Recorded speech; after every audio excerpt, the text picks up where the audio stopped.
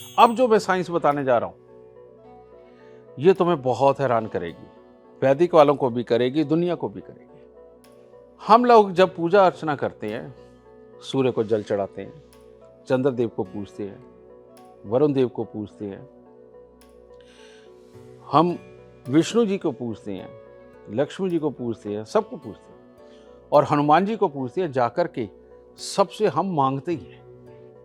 हमें ये पता ही नहीं कि कौन से देवता से क्या मांगना है। ठीक है, लोग तो जाकर के हनुमान जी का व्रत रख करके और उनको मिष्ठान चढ़ा चढ़ा करके मांगते, पता क्या है, हमारी बेटी की शादी करा दो, हमारे बेटे की शादी करा दो। मेरे को बताओ कौन से ग्रंथ में, कौन से जगह पर ये लिखा हुआ है कि हनुमान जी शादी कराते हैं? वो तो खुद ब्रह्मचारी। मैं वही तेरे को कह रहा हूं बेटा कि लोग ना आस्था में डूब गए हैं और आस्था में वो अपने माँ से, अपने बाप से मांग वो रहे हैं जो किसी और पड़ोसी के पास है। तो वो माँ बाप दे कैसे, यानी हमारे भगवान दे कैसे? ये कैसे चलेगा? इसे बोलते हैं कि अपने ही सनातन, सनातन यानी कि साइंस, अपने ही सनातन साइंस की, अपने धर्म की जानकारी नहीं है। और ये जानकारी का अभाव जब उनको रिजल्ट नहीं देता, फिर कहते हैं जी विश्वास उठ गया। गलत बात है। तो अब मैं साइंस समझाता हूं। बृहस्पति श्वास देती है, बिना श्वास के फेफड़े नहीं चल सकते, बिना श्वास के हमारे लीवर पचाने की ताकत नहीं रखेगा, बिना श्वास के खून के अंदर का जो फ्लो है वो फ्लो ही नहीं रहेगा। ठीक है, सूर्य हमारे, ये जो गॉड पार्टिकल, हमारी स्किन जितनी है ये सारी सूर्य है ना। अब सूर्य को यानी कि नारायण भगवान को जाकर के अगर आप कहोगे कि मेरे ये काम ऐसे करके सिद्ध कर दो, नहीं पॉसिबल होगा। उससे आप शरीर मांगो, काम करने की ताकत मांगो, समझेंगे ना, काम करके लक्ष्मी कमाने की ताकत मांगो, वो आपको विष्णु भगवान देंगे। इसके अलावा कुछ मांगोगे नहीं मिलेगा। आप उनसे घर मांगोगे, बिल्डिंग मांगोगे, नहीं देंगे। ठीक है, उसके बाद आ जाओ मंगल पे, हनुमान जी। आप उनसे बल मांगो, विद्या मांगो, बुद्धि मांगो, वफादारी मांगो।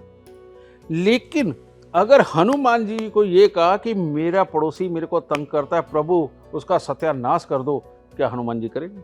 नहीं करेंगे, क्योंकि वो सच के ऊपर चलने वाले हैं। अगर वो कहे हनुमान जी को, प्रभु मुझे चालाकी दे दो, तो हनुमान जी तो खुद चालाक नहीं थे, उसे चालाकी कहां से दे दे? वो बुद्धिमान थे, वो विद्या वाले थे, पर वो चालाक नहीं थे। ठीक है, तो वो नहीं देंगे उन्हें।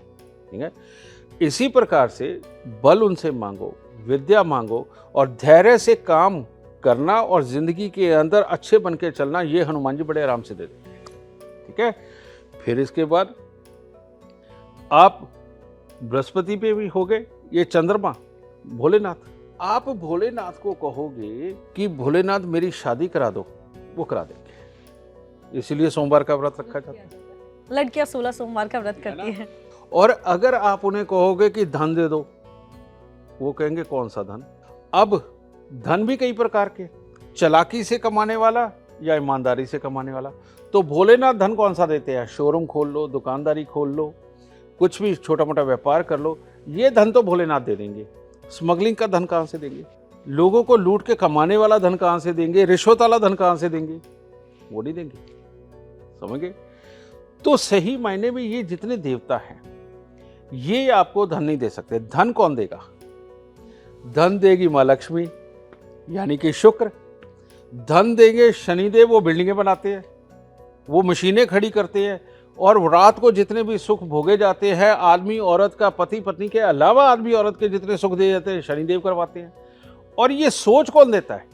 ये धन कमाने की, आदमी औरत का सुख भोगने की, लग्जरी आइटमों को भोगने की सोच कौन देता है?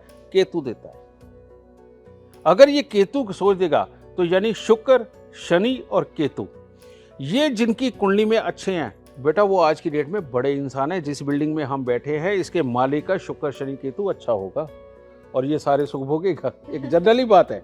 ठीक है, और जिसके सूर्य, मंगल, बृहस्पति, चंद्र अच्छे हैं बेटा, वो इनके यहां नौकरी कर रहे हैं। ठीक है, क्योंकि वो धन कमा ही नहीं सकते। ठीक है, और जिसे कमाना हुआ तो बेटा वो निकल भी जाएगा एक केस के बाद। तो इस शुक्र शनि केतु को अच्छा कैसे करें, धन कैसे कमा सकते हैं, उसके लिए आपको चालाक बनना होता है। आपको अपना फायदा और नुकसान पता होना चाहिए, कहां से कितना फायदा मिलेगा, कितना नुकसान बनेगा। लेकिन अपने ऊपर, दिल के ऊपर अपनी ड्यूटी की ईमानदारी से करेंगे, किसी को लूटेंगे खसूटेंगे नहीं, तब चालाकी अच्छी है, कोई बुरी चीज नहीं है। अगर भगवान चालाक ना होते तो राक्षसों को हरा पाते, वो चालाक है तो राक्षसों को हराया है।